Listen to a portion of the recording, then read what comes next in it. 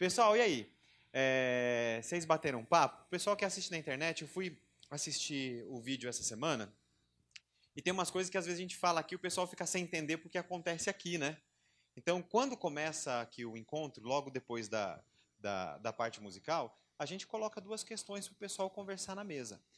E dessa vez, as duas questões foram as seguintes. A primeira foi, o que vem primeiro, a fé ou a razão?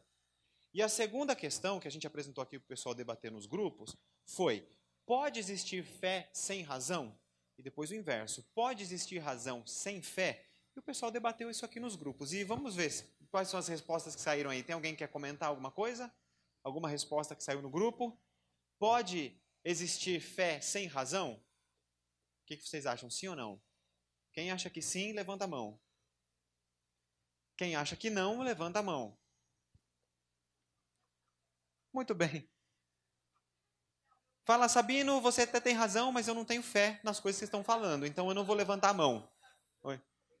O seu grupo ficou bem dividido. Então, quer dizer, tem gente que acha que pode existir razão sem fé, tem gente que acha que não. Para ter fé tem que ter razão também. E para ter razão, só da fé. Tá bom, então o grupo da Lu discutiu isso. Bom, e a primeira, o que vem primeiro? A razão ou a fé? Para que eles acreditam que deve existir os dois elementos. O que vem primeiro? O que vocês acham que vem primeiro? A razão ou a fé? Quem acha que é razão, levanta a mão. Eu vou desistir dessa brincadeira. Não, aqui, agora sim. Eu fui olhar para lá, não vou mais olhar para lá. Agora eu vou falar daqui, assim, ó. E quem acha que vem primeiro a fé antes da razão? Uma pessoa, muito obrigado. Eu sei que foi por piedade que você levantou a mão, mas tudo bem. Então tá, gente, vamos bater um papo. Então, bate papos bíblicos para Botequim. O tema de hoje é apostar em Deus. Há quem diga que o tema de hoje, que a história, que é o pano de fundo do tema de hoje, tenha sido começado discutida num pub irlandês. Então, o filósofo e matemático Blaise Pascal, ele tentou usar a razão para provar a existência de Deus, até certo ponto. Então, quando eles estavam discutindo, num botequim irlandês, num pub irlandês, eles começaram a discutir, mas Deus existe? Deus não existe? Blaise Pascal, filósofo e matemático, ele resolveu criar uma equação ou uma linha de raciocínio, uma lógica, para explicar a respeito da existência de Deus. Então, a questão que ele propôs foi bem tranquila. Pode colocar aqui, ó. Ele falou, se você acredita em Deus e estiver certo, você vai ter um ganho infinito. Afinal de contas, o que é prometido para você é um paraíso e a vida eterna. Então, se você acredita, você ganha isso. O ganho é infinito. Ao mesmo tempo, se você acredita, você pode ter uma perda finita. E que perda seria essa por acreditar em Deus? É você passar alguns sábados ou alguns domingos na igreja, é você se abster de alguns prazeres da vida, porque você vai adotar um código de conduta para você que vai fazer com que você se abstenha de algumas coisas, de alguns prazeres, vamos colocar entre aspas. Então você tem uma perda finita, que é pouca. Agora, se você não acredita em Deus, você pode ter uma perda, você pode ter um ganho finito. Ou seja, esses prazeres que os dogmas faria com que você se abstivesse, você não mais teria de recusá-los. Você poderia praticar o que quisesse, como bem entendesse, mas seria finito, está vinculado à vida. E ao mesmo tempo, você teria uma perda infinita, porque você não acreditou, e se for verdade que ele existe, o que vai acontecer? Perdição eterna. Então ele falou o seguinte, não necessariamente isso aqui prova a existência de Deus. Ele falou, mas se formos usar a razão, é mais razoável que a gente paute a nossa vida pela crença. E ele escreveu isso, dá uma olhadinha ali, ó. No livro dele ele colocou o seguinte, mas ao menos reconheça, um trecho, a sua incapacidade de acreditar, já que a razão te trouxe a isto, e você não consegue acreditar. Esforce-se para convencer a si mesmo, não através de mais provas de Deus, mas pela redução das suas paixões. Então ele dizia o seguinte, olha, você não tem que se esforçar para provar que Deus existe, mas prove isso através da redução das suas paixões. Ou seja, comece a modificar o seu modo de vida E se preocupe com isso, não em provar que Deus existe ou não existe, mas se preocupe em pautar a sua vida da forma correta. E dizia ainda, você gostaria de ter fé, mas não sabe o caminho. Você quer se curar da descrença e pede um remédio para isso. Aprenda com aqueles que estiveram presos como você e que agora apostam todas as suas posses. Existem pessoas que sabem o caminho que você vai seguir e que se curaram de todas as doenças que você ainda será curado. Siga o caminho através do qual começamos. Aí, ó que interessante. Agindo como se acreditasse, recebendo a água benta, assistindo missas. Ele falou para um contexto cristão católico, né? Recebendo água benta, assistindo missas, etc. Até mesmo isto vai te fazer acreditar naturalmente e acabar com a sua resistência. Então ele diz o seguinte, adotar um conjunto de comportamentos depois de provar é ineficaz. Então ele diz, comece agindo como se você acreditasse. E eu duvido que você não vai acreditar naturalmente. E ele ainda escreve um trecho bem interessante, pode colocar o próximo. Os homens desprezam a religião, eles a odeiam e temem que ela seja verdade. Para remediar isto, nós devemos começar por mostrar que a religião não é contrária à razão, que é venerável, para inspirar respeito a ela. Então devemos torná-la amável para fazer com que os bons homens esperem que sejam verdade. Finalmente, devemos provar que é verdade. Gente, eu achei isso daqui de uma inteligência tão grande que ele falou assim, olha só, vamos fazer com que as pessoas tenham a esperança que ela seja verdade. A partir do momento que você fala assim, olha, eu não sei provar, mas de todo o meu coração eu quero que seja verdade e eu pauto a minha vida dessa forma, você passa a acreditar naturalmente. Fazer com que as pessoas tenham desejo que aquilo que você faz e que você fala seja verdade, por mais que não prove, que não tenha prova factual para isso, já é o início da prova. Eu achei isso daí extremamente interessante. Pode seguir, coloca o próximo. Então, fé, razão e crença. A fé, aí você preenche aí no seu guia de mensagem. A fé é um ato de vontade que ocorre quando escolhemos colocar a nossa confiança em Deus. Então, a fé é um ato de vontade que ocorre quando escolhemos colocar a nossa confiança em Deus. Uma das coisas que a gente tem que deixar de pensar é que a fé é um elemento abstrato. Lembra quando a gente aprendeu na escola? O que é abstrato? Abstrato é aquilo que você não consegue pegar, que você não consegue apalpar, então o amor é abstrato. E às vezes a gente pensa assim, a fé é abstrata. Ela pode ser até abstrata no conceito, mas a verdadeira fé, ela se materializa numa escolha, num ato de vontade. Daí, a gente já responde uma parte daquelas questões do começo. A razão pode existir sem a fé. Mas a fé não existe sem razão. O grupo aí acertou. Por quê? Porque de repente você expõe todas as razões para a pessoa, sabe, os fundamentos da sua crença, por mais que você não tenha provas, mas você expõe os fundamentos, a pessoa fica admirada e diz assim, nossa, é muito bacana, gostei disso, de fato faz sentido. Tem uma razoabilidade histórica, tem uma comprovação, tem uma coisa bem interessante, mas isso não é para mim. Então, a razão foi preenchida, não foi? E a fé, que é o ato de vontade de escolher colocar essa confiança em Deus, ou de adotar esse padrão de comportamento, ou de estabelecer um relacionamento com Deus. Então, pode ter razão, mas pode também, apesar da razão, a despeito da razão, não se optar pela fé. Agora, a fé não. A partir do momento que a fé é um ato de vontade e é uma escolha, você não faz isso sem razão. Então, para ter fé, você passa pela razão. Isso foi um mecanismo de Deus justamente para que a fé não fosse simplesmente um arroubo emocional. A verdadeira fé, ela passa sim pela razão porque ela é uma escolha.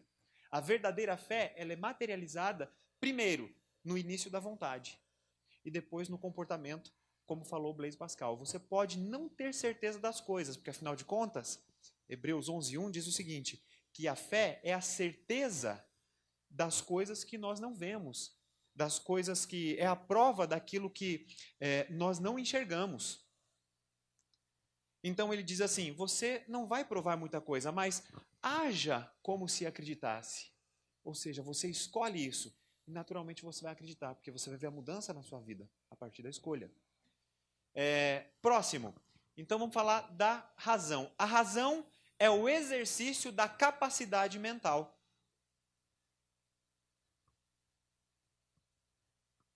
Então a razão é o exercício da capacidade mental.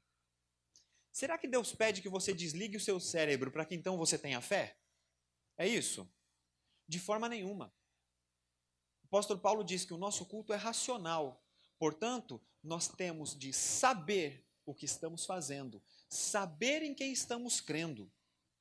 Então, a fé, o exercício da fé, passa pela razão.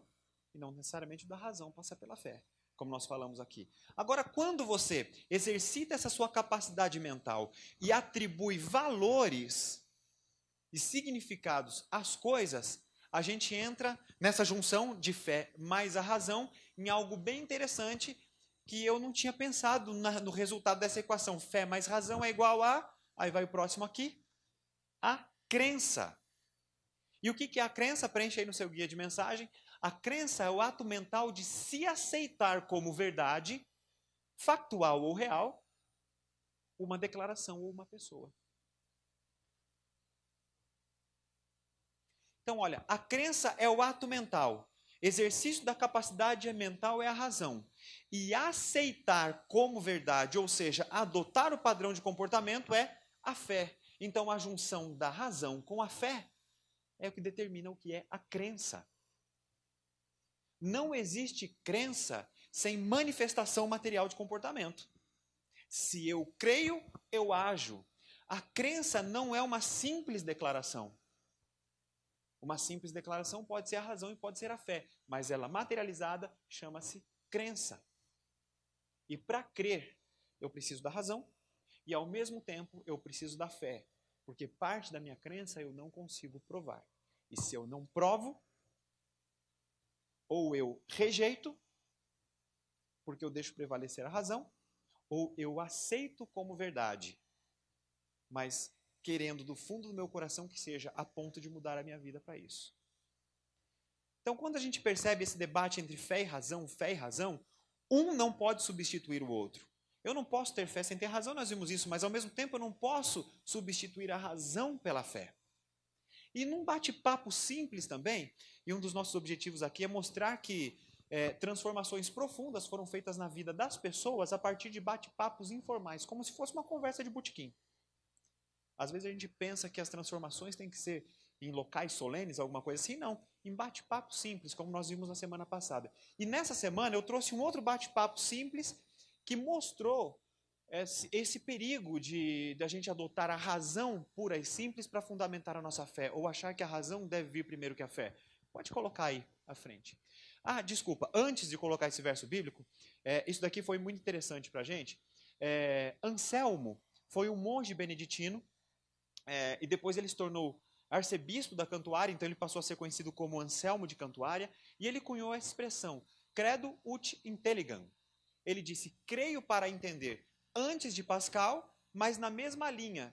Ele diz o seguinte, para eu provar uma crença, a primeira coisa que eu preciso fazer é adotar essa crença, porque eu vou me empenhar para mostrar o meu comportamento. Então ele diz, eu não estou entendendo para crer, eu primeiro creio e depois eu passo a entender, eu faço o caminho inverso. E eles chamam isso de razão, de argumento ontológico. E foi na mesma linha de Pascal, adote isso como uma crença para você. E depois você comece a explicar por que disso. Você vai passar a crer. Bom, pode colocar. Então, no mesmo dia, terceiro dia de Jesus havia morrido, portanto era o dia da promessa da ressurreição dele, 2 discípulos, não desses famosos que a gente conhece, mas 2 discípulos que andaram com ele, que se converteram com as lições dele, estavam caminhando para uma aldeia. E a história então é essa. Eis que no mesmo dia, que é o terceiro, 2 deles, dos discípulos, estavam indo para uma aldeia que distava de Jerusalém 60 estádios, 9 a 10 quilômetros, cujo nome era Emaús, eles estavam indo para Emaús. E iam falando entre si de tudo aquilo que havia sucedido. E o que tinha acontecido? Aí diz assim, e que aconteceu que eles iam falando entre si, fazendo perguntas um ao outro. O mesmo Jesus se aproximou e ia com eles. Mas os olhos deles estavam como que fechados, para que não conhecessem. E eles lhes disse, que palavras são essas que caminhando trocais entre vós? E por que vocês estão tristes? Então, olha só, eles estavam andando juntos, batendo papo, fazendo perguntas um para o outro, e falando a respeito das coisas que tinham acontecido com Jesus. E eles confirmam isso dizendo assim, olha, e respondendo um cujo nome era Cleopas, disse-lhe, és tu só peregrino em Jerusalém e não sabes as coisas que nela têm sucedido nesses dias? Isso aqui revela para a gente que a história de Jesus foi amplamente divulgada, de modo que era estranho que, mesmo que Jesus fosse um peregrino ali, que eles não tinham reconhecido, não soubesse da história. Então eles disseram, e ele lhes perguntou, mas quais são? E eles responderam, as que dizem respeito a Jesus Nazareno. Então eles estavam falando de Jesus para Jesus, né? As que dizem respeito a Jesus Nazareno, que foi homem, profeta, poderoso em obras e palavras diante de Deus e de todo o povo. E segue dizendo, e como os nossos principais dos sacerdotes e os nossos príncipes o entregaram à condenação de morte e o crucificaram. E nós esperávamos que fosse ele o que remisse a Israel. Mas agora, sobre tudo isso, já é hoje o terceiro dia que essas coisas aconteceram. É verdade que também algumas mulheres dentre nós nos maravilharam, as quais de madrugada foram até o sepulcro e, não achando o seu corpo, voltaram dizendo que também tinham tido uma visão de anjos e que dizem que ele vive. E alguns dos que estavam conosco foram ao sepulcro e acharam ser assim como as mulheres haviam dito, porém a ele não viram. E ele lhes disse, ó nécios e tardos de coração, para querem tudo o que os profetas disseram. E seguiu. Porventura não convinha, e Jesus argumentando com eles, não convinha que o Cristo padecesse essas coisas e entrasse na sua glória? Fez a pergunta. E Jesus, começando por Moisés e depois passando por todos os profetas, começou a explicar para eles o que se achava a respeito de si mesmo das Escrituras. Então ele começou a mostrar Moisés, Isaías, falou, aqui ó, está tudo aqui, o que tinha que acontecer comigo, mas ele não estava falando a respeito de si. Ele estava como se fosse um peregrino. Então eles chegaram para a aldeia onde iam e fez ele como quem ia para mais longe, mas eles o constrangeram dizendo, fica conosco, porque já é tarde, o dia já declinou. E ele entrou para ficar com eles. E aconteceu que, estando com eles à mesa, tomando o pão, abençoou e partiu e lhe deu. Abriram-se-lhe então os olhos e conheceram, e ele então desapareceu diante deles. E disseram um para o outro, porventura, não ardia em nós o nosso coração, quando pelo caminho nos falava e quando nos abria as Escrituras? Gente, olha só que coisa interessante que a gente tem aqui. Coloca esse próximo quadrinho para a gente. Esse quadrinho tem no guia de mensagem de vocês também. A pergunta é, o que os discípulos sabiam? O que os discípulos sabiam antes de se encontrar com Jesus? Eles sabiam que Jesus era um profeta poderoso. Eles declararam isso para Jesus, achando que Jesus fosse um peregrino, não foi? Ele foi um profeta poderoso em obras e palavras. Então estava falando dos milagres, das predições, das lições, das pregações de Jesus. Sabiam que ele seria crucificado, que ele ressuscitaria ao terceiro dia. E quando eles disseram, algumas mulheres de fato foram lá e disseram que tinham tido uma visão que ele vive, outros foram confirmar e falaram que foi assim mesmo. Só não viram ele, mas viram que o lençol estava remexido. Então, dá uma olhadinha, gente, no tanto de certeza que eles tinham. Vocês concordam comigo que isso daí para eles era tudo certeza? Eles tinham presenciado, estavam convencidos disso, de que Jesus era profeta, era poderoso, de que ressuscitaria ao terceiro dia, de que cumpria as suas promessas, de que havia ressuscitado, o corpo não estava no sepulcro. Eles tinham certeza disso? Respondam para mim, sim ou não? Tinham certeza, muito bem, vocês responderam com ânimo, parabéns, isso é bom. Agora, qual certeza que eles não tinham? Que certeza que eles não tinham? Eles não tinham certeza por causa de uma expectativa que eles criaram. E o único momento de dúvida foi, nós esperávamos que fosse ele quem remisse a Israel. Então eles criaram uma expectativa de que Jesus viria, talvez como um líder, talvez um homem de guerra, que libertaria Israel do jugo romano. E não foi assim que aconteceu. E eles disseram, olha, e hoje já é o terceiro dia. É o dia da promessa. De fato, algumas pessoas viram, o corpo não estava lá, o lençol foi remexido, e a gente ainda não sabe de nada. E estavam tristes, porque já começou. E qual era o resultado disso? Deixaram-se levar pelo que não viam e caminhavam entristecidos. Gente, vamos tentar colocar numa balança? Se tivesse uma balança aqui da certeza, esse lado aqui é a certeza, esse lado aqui é a incerteza, e nós colocássemos as certezas e as incertezas desses discípulos, que lado pesaria mais? E eu pergunto, por que eles estavam tristes com tantas certezas que eles tinham? Sendo que certeza era uma só. Você consegue perceber que a tristeza deles estava baseada numa expectativa que eles criaram. Só que as certezas que eles tinham eram avassaladoras.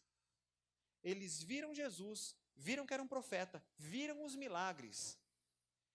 Testemunharam de que o corpo não estava no sepulcro, ou viram testemunho de quem foi lá.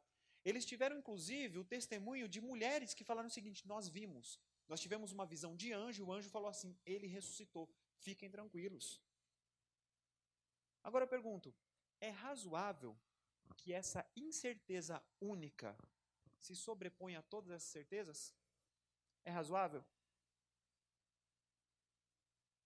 Então vocês percebem que, muitas vezes, procurar razão para as pequenas coisas ou para aquilo que a gente não vê, muitas vezes apaga tudo aquilo que já foi revelado e que a gente vê? Nós temos uma tendência como seres humanos de nos apegar àquilo que é desconhecido e ignorar um tanto de coisas que já foi revelado e que nos é conhecido. Às vezes a gente abandona a fé porque eu ainda não encontrei a razão para um ponto específico. Mas tem tanta coisa que a razão já supriu e que a fé tem condição de suprir e que eu ignoro. Então eu falo, eu não vou crer. Eu tomo uma atitude drástica. Eu não vou crer. Sabe por que eu não vou crer? Porque tem 1% daquele 100 que eu queria que ainda não foi preenchido. E Pascal e o arcebispo Anselmo da Cantuária, eles dizem o seguinte, não, creia primeiro e procure algumas respostas depois. Mas é evidente que no começo da crença você já encontra razões para isso. Só que não, muitas vezes nós tomamos uma decisão drástica de abandonar completamente a fé por causa de um elemento que ainda não me foi provado, apesar de eu ter tido muitos outros com prova suficiente para eu fundamentar as minhas atitudes. E vejam só, diante de todas essas certezas, eles estavam entristecidos porque eles concentraram a sua vida em algo que até o momento eles não tinham visto. Foi quando então Jesus se revelou diante deles e falou, pronto, a dúvida de vocês está suprida. Vocês não precisariam ter ficado tristes assim. Vocês viram tudo que eu fiz, era crer. Deus sempre vai deixar um espacinho de dúvida ou um espacinho sem resposta para que você exercite a fé. Se nós tivéssemos respostas para tudo, nós não teríamos fé. Teríamos simplesmente a razão. Pode seguir, coloca o próximo. Então agora, a gente tira algumas lições dessa história. E a primeira lição é o seguinte, preencha aí no seu guia para reforçar bem. Não deixe que aquilo que você não sabe o confunda quanto ao que você realmente sabe. Acho que saiu um não a mais ali, né? Então não deixe aquilo que você não sabe confundir você em relação ao que você realmente sabe. E se você consultar sua mente e o seu coração, você vai ver que sabe muito mais coisas do que você efetivamente não sabe. A sua balança do conhecimento, com certeza, vai pender muito mais para o lado do conhecimento, das certezas, do que das incertezas.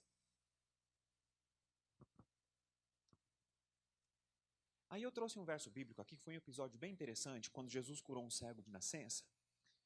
E eu trouxe aqui para a gente ler. Olha só o que aconteceu. Ele curou um cego de nascença, e esse cego foi interpelado pelos líderes religiosos. E ele respondeu, olha, não sei se ele é pecador ou não, falando a respeito de Jesus. Eu não sei se esse Jesus é pecador ou não, mas uma coisa eu sei, eu era cego e agora eu vejo. Gente, vocês acham que ele se preocupou em explicar qual foi o mecanismo que foi acionado dentro dele para que os olhos dele começassem a enxergar de novo? Ele falou, gente, calma, se ele é pecador, se ele é homem vindo da parte de Deus, eu não sei, mas eu tenho uma certeza, e é nessa certeza que eu vou me pegar. Eu era cego e agora eu vejo. Sabe o que eu vou fazer? Eu vou crer nesse homem pela certeza que eu tenho. Bom, aí daqui para frente eu vou descobrir o que ele é. Ou seja, ele tinha uma certeza, se apegou a essa certeza. Agora, esse homem, ele tinha mais certezas ou mais incertezas? De repente, esse daí você pode falar assim, eu não sei, esse aí podia ter mais incertezas. Só que bastou uma certeza para que ele se apegasse e seguisse um conselho, se ele vivesse nos tempos de hoje, o conselho de Anselmo, o conselho de Pascal. Eu tenho uma certeza, eu vou crer, depois eu vou descobrir todo o resto. Eu já tenho uma certeza. Então ele dizia, eu era cego, agora eu vejo. Então o insultaram e disseram, discípulo dele é você. Nós somos discípulos de Moisés, sabemos que Deus falou a Moisés, mas quanto a estes, nem sabemos de onde ele vem. Isso os líderes religiosos falando para ele. E ele diz, ora, isso é extraordinário, vocês não sabem nem de onde ele vem, contudo ele me abriu os olhos. Sabemos que Deus não ouve pecadores, mas ouve o homem que o teme e pratica a sua vontade. Ninguém jamais ouviu que os olhos de um cego de nascença tivessem sido abertos. Se esse homem acho que faltou se esse homem não fosse de Deus, não poderia fazer coisa alguma. Ele usou o que aqui? A fé ou a razão? Ele usou a razão, ele simplesmente pegou e falou assim, peraí, Deus não ouve pecadores. Vocês nem conhecem, vocês nem sabem de onde ele vem. Não temos conhecimento nenhum. Deus não ouve pecadores, mas ouviu a oração dele. Logo, não sei se ele é Deus, não sei quem ele é. O que eu sei é que eu era cego, eu vejo, e que Deus ouviu a oração dele. Eu creio nisso. Agora sabe o que eu vou fazer? Vou descobrir mais coisas a respeito disso, mas a minha vida mudou. Eu vou viver como se eu cresce. E depois eu vou ver se eu creio realmente nisso daqui. Mas eu vou adotar esse padrão de comportamento primeiro. Sabe por quê? Porque nós temos mais certezas do que incertezas. Pode colocar o próximo, lição número 2. Vamos lá.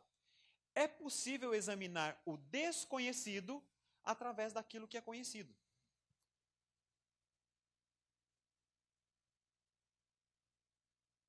Às vezes a gente faz o caminho inverso. A gente quer examinar o que é conhecido a partir do desconhecido. Então eu fico procurando razões para as coisas. E na verdade, a gente examina o desconhecido pelo conhecido. Olha, eu era cego e agora eu vejo. Isso é conhecido para mim. Então agora eu vou descobrir quem é esse homem. Pera, ele é pecador? Diz que Deus não ouve pecadores, mas ouviu a oração dele, hoje eu enxergo. Então eu chego a uma conclusão. Mas ele partiu do conhecido. Às vezes, quando nós partimos do desconhecido para entender o conhecido, eu posso cair num ceticismo. Eu posso simplesmente cair na descrença ou na total falta de fé.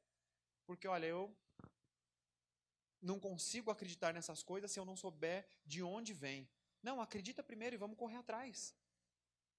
Próxima lição, lição número 3. Não permita que o que você não vê agora obscureça o que já foi revelado para você. E eu fiz questão de colocar o agora, sabe por quê? Porque muitas coisas serão reveladas no tempo certo. Então talvez você tenha uma dúvida e você pode pensar que essa dúvida jamais será sanada. Não. No momento certo, Deus coloca a solução para você, revela para você, lembrando que nem tudo será revelado para você continuar exercendo a fé.